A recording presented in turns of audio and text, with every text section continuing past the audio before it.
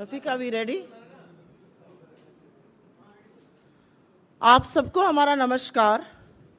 और बड़े बचते बचाते हुए हम यहाँ पर आए हैं, क्योंकि डर था कि कहीं लूट ना हो जाए। इतना महंगा सामान आइटम लेकर चल रहे थे, तो विनीत जी और मैं बहुत बचते बचाते पुलिस प्रोटेक्शन में यहाँ पर पहुँचे हैं कि कहीं पर इतना महंगा आइटम है, जैसे जेवरात की आजकल हिफाजत होती है, वैसे इन सब चीज़ों की हिफाजत करनी पड़ रही है। आपने सुपरमैन देखा है, आपने स्पाइडरमैन देखा है, आपने ही मैन देखा है। आज आपको एक कहानी सुनाती हूं, और वो कहानी एक देश की है, एक देश में एक राजा की है, जिसे लोग महंगाई मैन के नाम से जानते हैं। सुपरमैन, स्पाइडरमैन अब पुराने हो गए, महंगाई मैन के नाम से उनको जाना जाता है। जहां महंगाई बढ़ जाती है, टमाटर ट बोलता है, टमाटर महंगा हो जाता है, पेट्रोल पा बोलता है, पेट्रोल महंगा हो जाता है। जनता अपने राजा से बड़ी त्रस्त थी। जो थोड़ी बहुत कमाई थी सब महंगाई मैन को समर्पित थी, और जो थोड़ी बच जाती थी वो टैक्स वाले लूट लेते थे। राजा को इस बात की भनक थी कि जनता त्रस्त है, जनता परेशान है, और उसीलिए उसने कुछ ऐसे चेले रखे हुए थे जो दूसरे राज्यों की बात करते थे।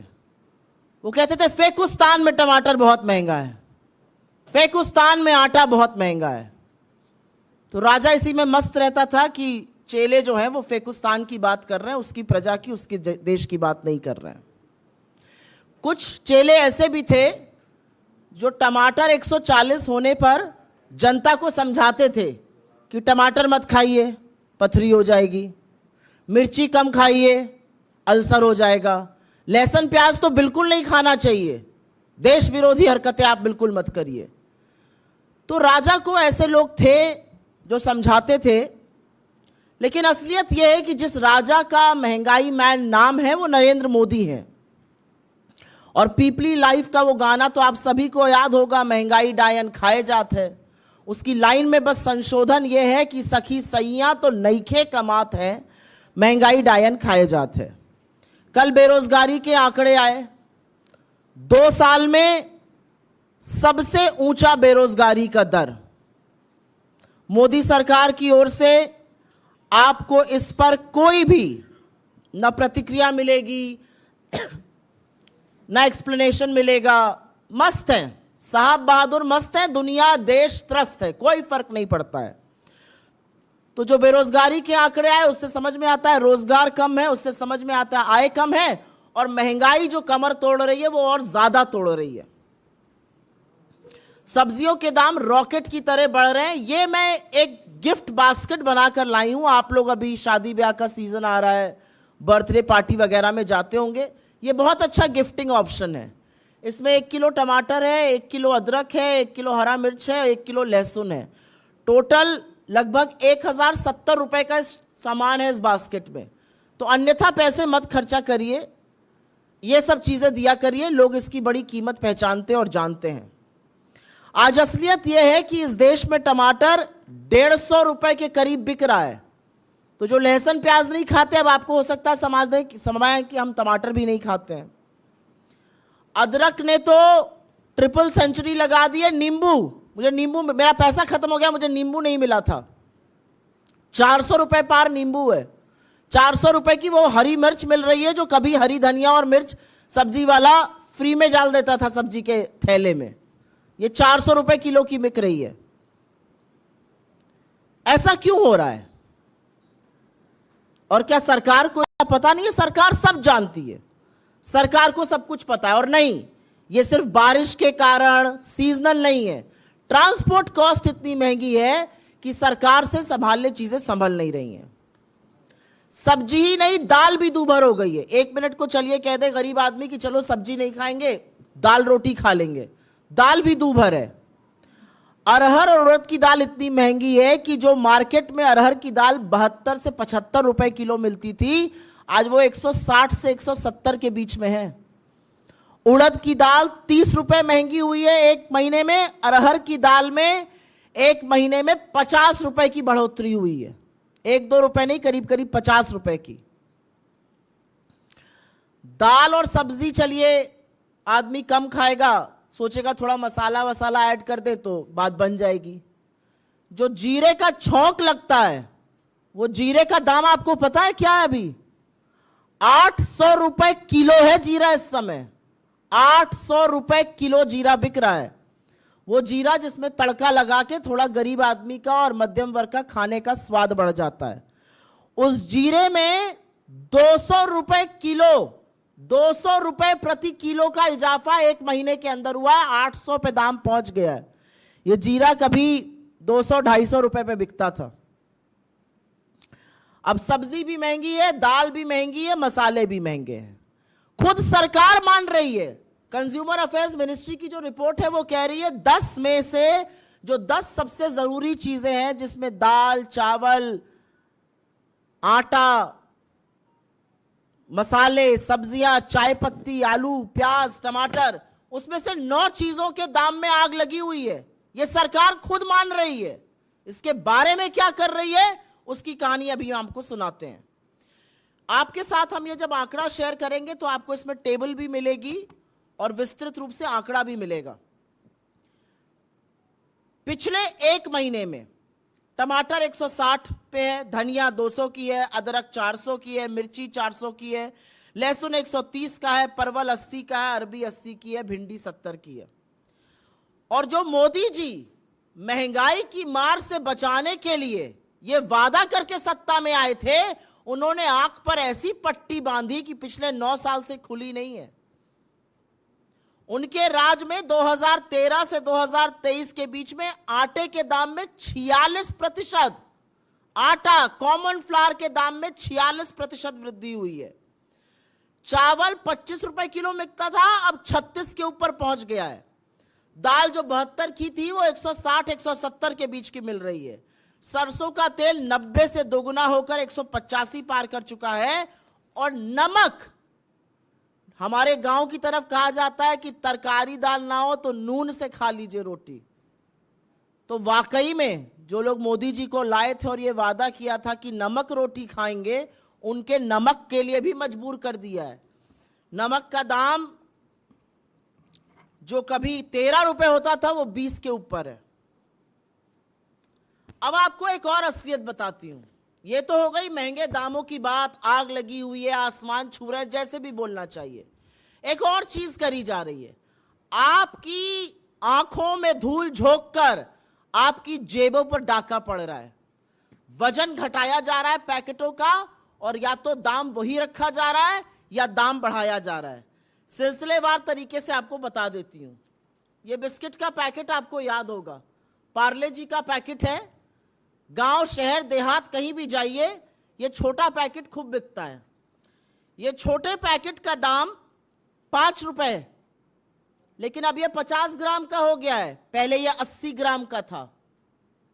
30 ग्राम कम कर दिया गया, दाम वही रखा गया, तो ये बिस्किट बड़ा महंगा हो गया। ये चाय की पत्ती है। पहले 50 रुपए में 250 ग्राम मिलती थी, अब 70 रुपए में 200 ग्राम मिल रही है। ये चाय की पत्ती है।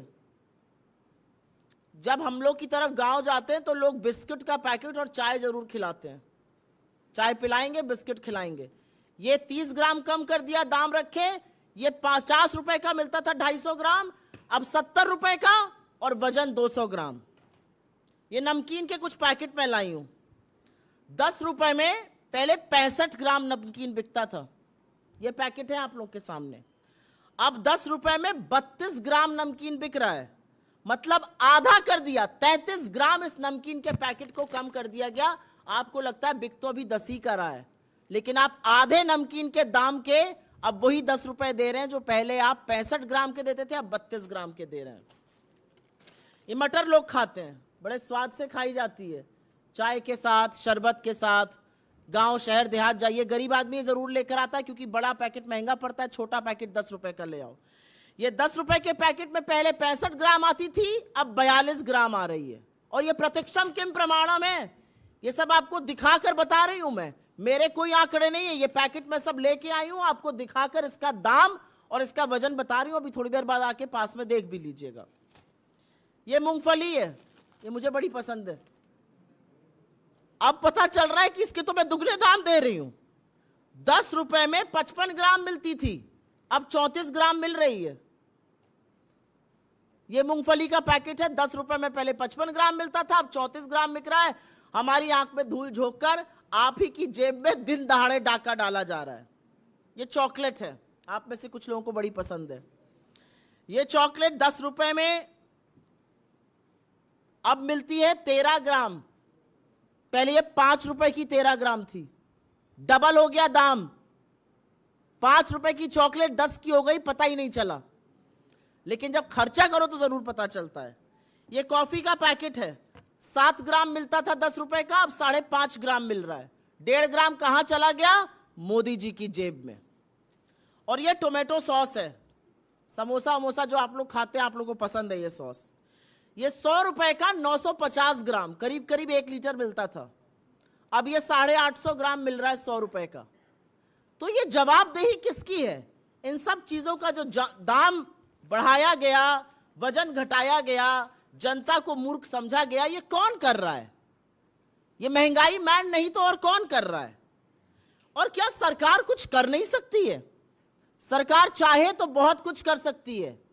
हमारी कांग्रेस की सरकारों ने लोगों को राहत देने का काम किया है।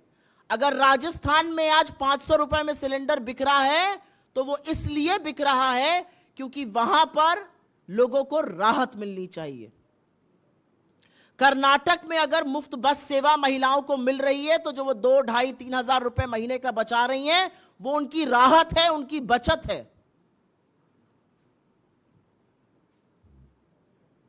सरकार क्या कर रही है उल्टा? सरकार ने आंख पर पट्टी और मुंह में दही जमा दी, उस दही पर भी जीएसटी लगा हुआ है। सरकार को कोई फर्क नहीं पड़ रहा है।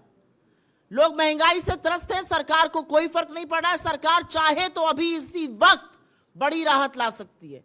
एक्साइज ड्यूटी कम करे, डीजल का दाम घटेगा, पेट्रोल का दाम घटेगा। मेन ट्रांसपोर्ट फ्यूल डीजल है, डीजल का दाम घटते ही सब्जियां सस्ती होंगी, तमाम चीजें सस्ती होंगी। ऐसा क्यों नहीं कर रही है सरकार? सरकार क्योंकि मुनाफाखोरी में लगी हुई है। वो आपको रूस और रशिया का युद्ध, रूस और यूक्रेन का युद्ध बताएंगे। अरे प्रभु, आपके पूरे कार्यकाल में कच्चे तेल का औसतन दाम $65 प्रति बैरल रहा है, लेकिन क्या आपके पेट्रोल और डीजल का दाम कम हुआ है? क्या आपकी रसोई गैस का दाम कम हुआ? और जैसे घाव पे नमक रगड़ने का काम किया जाता है, आज सवेरे कमर्शियल गैस सिलेंडर का दाम 7 रुपए बढ़ा दिया गया। क्यों बढ़ाया गया? अब आप जाइए होटल तो आपको जो 10 रुपए की थाली मिलती थी वो 12 की मिलेगी। क्यों है ऐसा?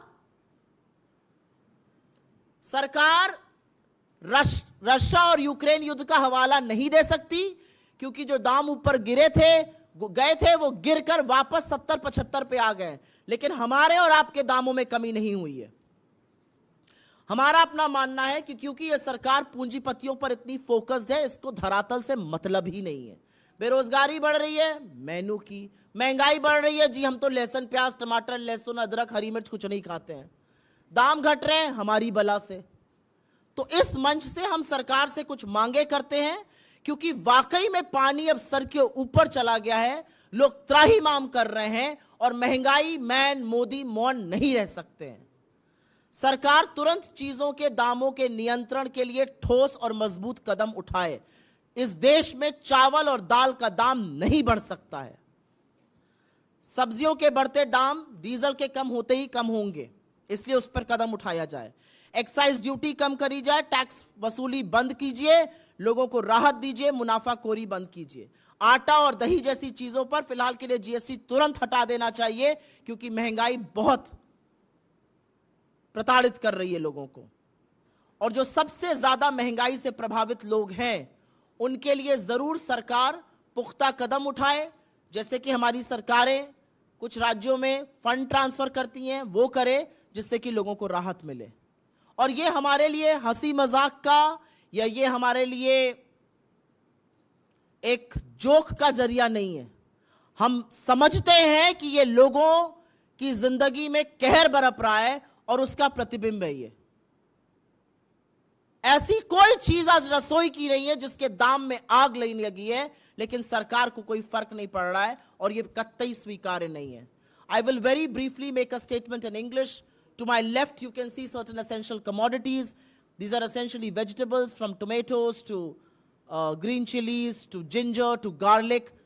And the reality is that this is a good gifting option because something as small as this costs you over 1,070 rupees today. But does the government care? Does the man who has brought the onslaught of high prices upon us care? Is the government taking any step to reverse the situation? Is the government doing anything possible within its rights to bring you some relief? I think the answer to all of that is a big no. The reality is that unemployment in this country is at a 2-year peak. Has the government responded to it? They continue to look away. Tomatoes are being sold for 140 to 150 rupees a kg. Green chilies for 400 rupees a kg. Ginger for 400 rupees a kg. Garlic equally high. The reality is it is not just vegetables. And no, it is not a seasonal factor. The transport cost is huge. If only the government acts on it, there will be relief. The reality is prices of spices like cumin, jeera has gone up to 800 rupees a kg. It has seen a jump of nearly 200 rupees in a few months. Pulses, as common as tuar or arhar dal, are costing you anything between 160 to 170 rupees. Branded pulses even more. Prices of rice have gone up. Prices of wheat have gone up. What about the common man? What about the middle class? What about the poor, reeling under poverty? What is the government planning to do about all of that and more? And before I say anything, we will be sharing with you a comparative chart of where prices were in the UPA and where prices are today. And no, purchasing power parity for common Indian is down. An average Indian is poorer than how they were between 2013 to 2023. The reality also is that there are certain items where the weightage has gone down, but the prices have gone up. And I will just very briefly display some of this to you. These are biscuits. It's a Parle-G biscuit, the most common biscuit anywhere in the country. And having been in the world of finance and economy, I can also tell you this is a big barometer of how economic progress is. And if you remember, the consumption of Parle-G had gone down. This Parle-G biscuit used to cost you 5 rupees a packet, but that packet weighed 80 grams. Today, this packet weighs 50 grams. I have tea leaves here with me. 250 grams of this tea leaf used to cost us 50 rupees. Now, 200 grams cost us 70 rupees. I have this namkeen here with me. In 10 rupees, one could buy a packet that weighed 65 grams. It now weighs 32 grams. I've got mutter here with me.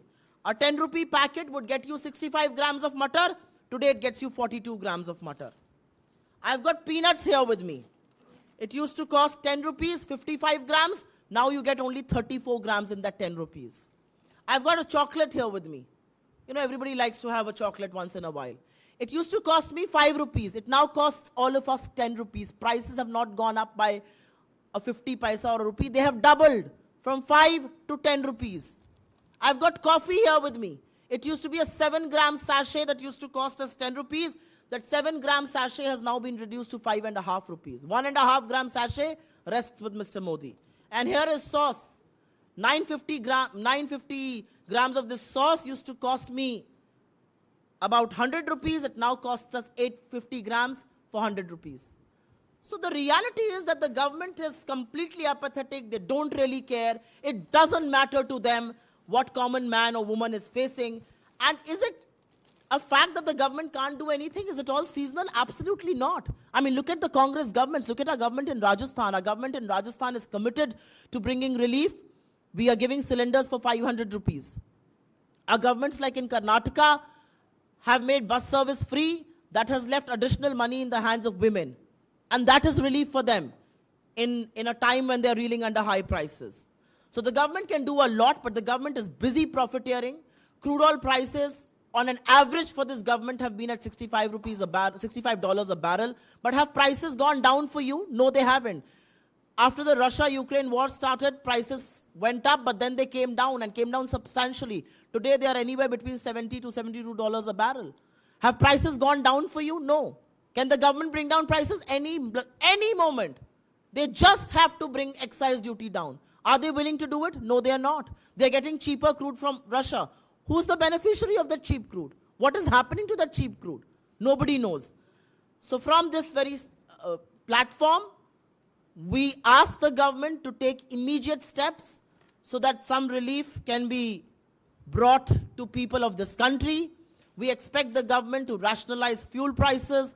We expect the government to reduce prices so that diesel costs come down, so that prices of vegetables can come down. We expect the government to stop profiteering through taxes, to remove common flour and yogurt right now from the GST and bring in some relief. And people who are really reeling under high prices need to be given some monetary help, some fiscal help. And that is going to be a big boost for those people. But for now, I am only showing you this basket. It's a very precious basket. ये बहुत महंगी, बहुत बेशकीमती तोहफा है. 1070 रुपए की ये छोटी सी बास्केट है और इसको बचते बचाते हुए हम किसी तरह से यहां पर लेकर पहुंचे कि कोई लूट ना ले रास्ते में. 1 किलो टमाटर इसमें 150 रुपए का है, अदरक 400 की है, मिर्ची करीब 1 किलो डालिए वो 400 की है, लहसुन है. ये अपने दोस्तों के यहाँ, मित्रों के यहाँ, परिवार वालों के यहाँ मिठाई मत लेके जाइएगा. अब ऐसी सब्जियों की बास्केट लेकर जाइएगा. ये कृपा मोदी जी ने 10 साल में कर दी आप लोगों के ऊपर. पहले आपके सवालों का स्वागत है.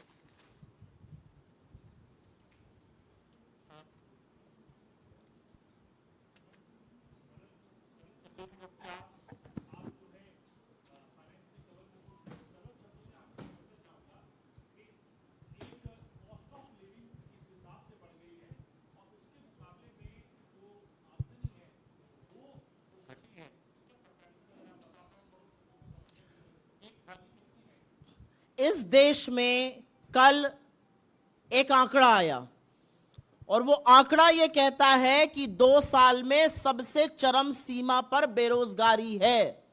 अगर इस देश में बेरोजगारी इतनी ज्यादा है तो लोगों की आय घटी है. जिसके पास रोजगार है घटा है. यह आंकड़ा मेरा नहीं है. 83% हिंदुस्तान की आय घटी है. और अगर आय घटी है और चीजों के दामों में यह आग लगी है तो एक आम आदमी की थाली से पहले लहसुन, प्याज, टमाटर, अदरक, हरी मिर्च गायब हुई, फिर दाल गायब हुई, फिर जीरा गायब हुआ. अब चावल और आटे के भी दाम बढ़ गए. तो आप खुद समझ सकते हैं कि आमदनी कम है, आमदनी ठन्नी है और खर्चा रुपये से ज्यादा है. और इसीलिए मैं बार बार कहती हूं कि जो गाना था ना, सखी सैया तो खूबे कमात है, उसको बदल दीजिए. सखी सैया तो नईखे कमात है, महंगाई डायन खाए जाते हैं. यह असलियत है. Cost of living has gone up substantially.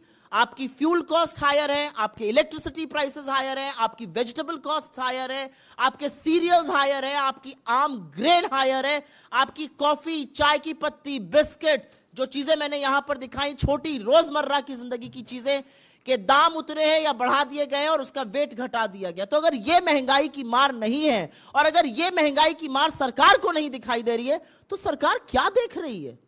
कहां अनदेखी है सरकार? यह अपने आप में एक बड़ा सवाल है.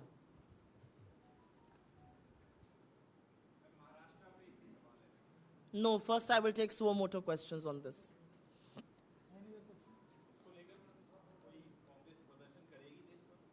हम लगातार ये मांग उठा रहे हैं, हमारे नेता उठा रहे हैं, हमारे अध्यक्ष उठा रहे हैं, राहुल जी उठा रहे हैं इन मांगों को.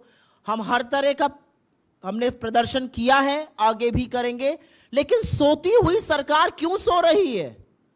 क्या उनको लोगों की तकलीफ और दर्द दिखाई नहीं देता है? क्या सरकार को यह समझ में नहीं आ रहा है कि इसका क्या प्रभाव पड़ रहा है लोगों पर? कांग्रेस हर बार सड़क पे उतरी है, हर बार संसद तक की हमने लड़ाई तय करी है. हम सड़क पर भी उतरकर इसका धरना प्रदर्शन करेंगे, इसके खिलाफ प्रोटेस्ट करेंगे. हम सदन में भी इस मुद्दे को उठाएंगे. हम आशा करते हैं कि गूंगी, बहरी, बेखबर यह सरकार जाग जाए और लोगों की वेदना और उनकी पीड़ा को समझे.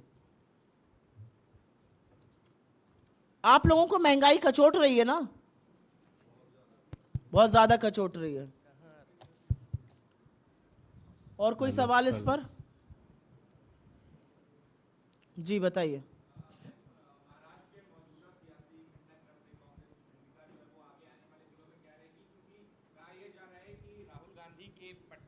गांधी के पटना में शरद पवार के साथ जाने पर भी अजीत पवार जो है वो खासे नाराज थे और ये एक बड़ी वजह बनी जाने का। मैं आपसे दो बातें कहूंगी।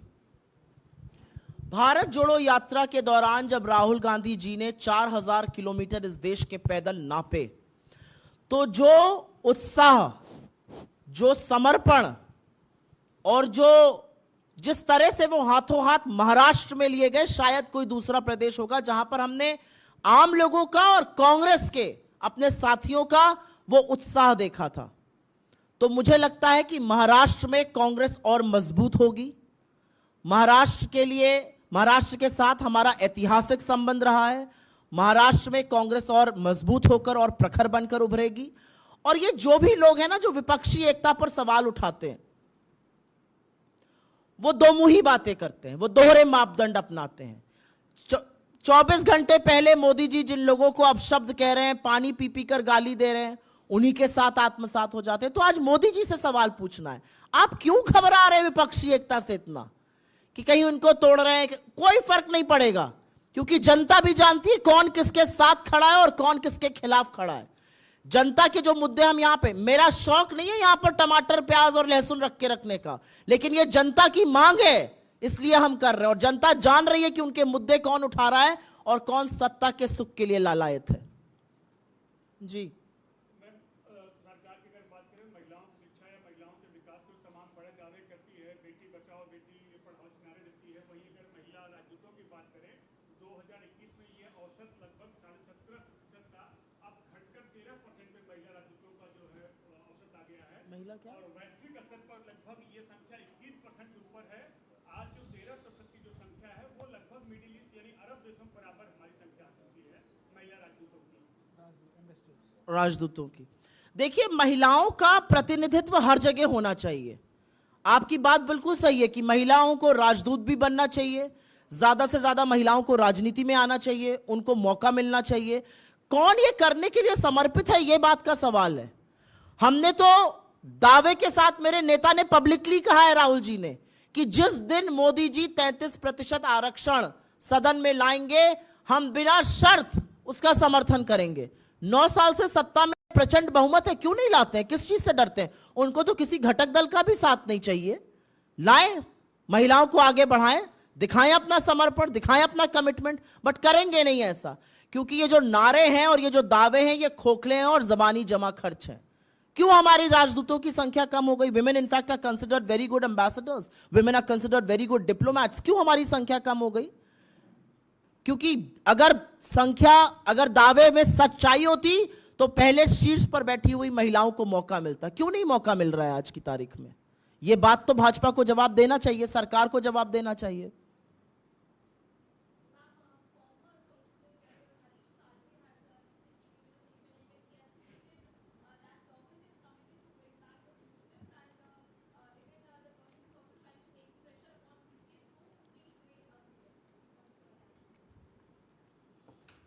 With all due respect to the former Solicitor General, his political leanings are very well known. It's all right, he has made a statement. He is not a government functionary. He is not a mouthpiece of the government. Why must I respond to him? Let the government show some commitment in all that he has said. I mean, anybody will rise anywhere and make a statement and the Congress party will respond to it. Why?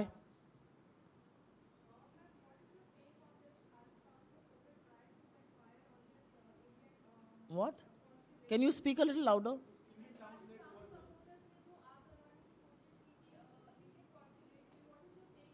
We absolutely denounce any action like that.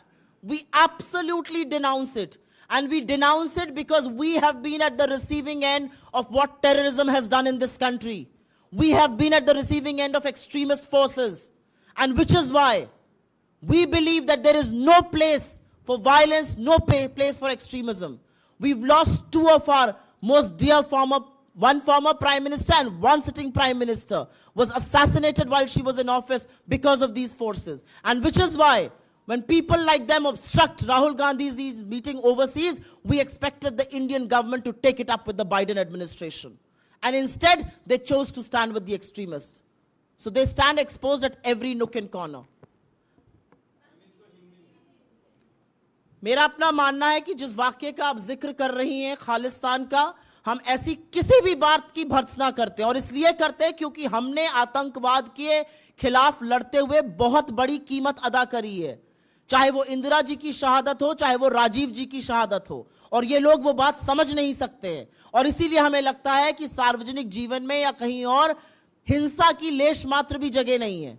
और इसलिए हमें यह भी लगता है कि जब राहुल गांधी जी की मीटिंग को खालिस्तान के कुछ प्रो लोग अवरोध पैदा करने की कोशिश करते हैं, तो केंद्र की मोदी सरकार को उसको बाइडेन एडमिनिस्ट्रेशन से टेकअप करना चाहिए था। जब ऐसे लोग कनाडा में इंदिरा जी की शहादत का मखौल बनाते हैं, तो सरकार को आधिकारिक तौर से ट्रूडो एडमिनिस्ट्रेशन से इसको टेकअप करना चाहिए था।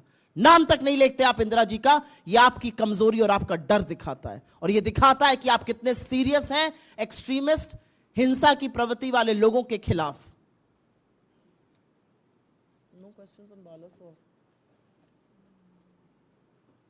अभी आप लोगों को एक और खबर पता चली होगी बालासोर के बारे में, और जैसा कि वहां की कमेटी ने बताया कि ये टेलीकम्युनिकेशन और सिस्टम फेलियर था, तो हम इस मंच से, हमारे नेताओं ने इस पर ऑलरेडी वक्तव्य दिया, हम इस मंच से सिर्फ इतनी ही अपील कर सकते हैं कि गरम भोजन, कहीं हरी झंडी, कोई नई वंदे मातरम के चक्कर में मत पड़िए।